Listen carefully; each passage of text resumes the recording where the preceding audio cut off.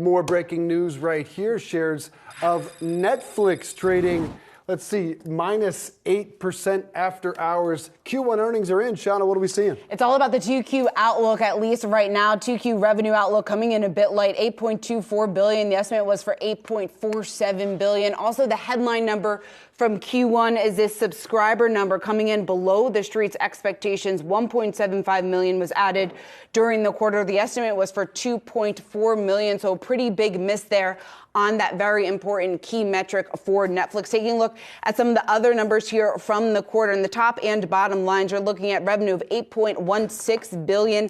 That missed the street's estimates of $8.18 billion. EPS, earnings per share, coming in slightly better than what the street was looking for, $2.88. They beat there by 2 cents. But again, a miss on their 2Q revenue guidance. Also, the fact that their subscriber numbers coming in a bit light in terms of what the street was looking for.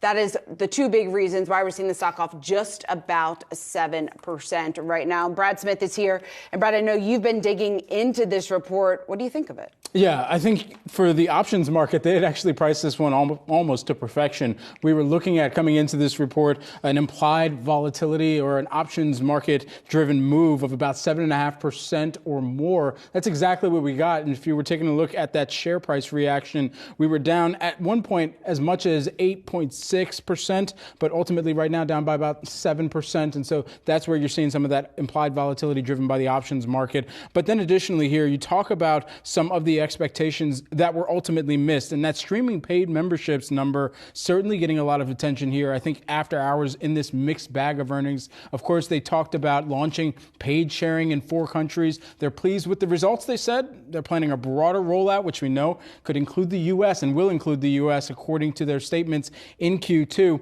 They're also saying that given current healthy performance and the trajectory of their per member advertising economics, let's think about that ad-supported tier there, particularly in the U.S., they're kind of upgrading or announcing an upgrade to their ads experience with more streams and improved video quality to attract more consumers there. But saying in summary that they're off to a good start in 2023, I think Love is Blind fans out there would say hold my beer, because they've got some comments on that front on the live streaming side of some of the ambitions that they've moved forward with at Netflix. Yeah, certainly. I think a lot of people want to hear a little bit more about what happened with Love is Blind over the weekend on this earnings call that we will be covering. Brad Smith, thanks so much for breaking down this report. Be sure to watch Yahoo Finance's After the Call today. Brad and I are going to be breaking down Netflix's earnings call. We're bringing you the biggest headlines from that. You certainly won't want to miss it.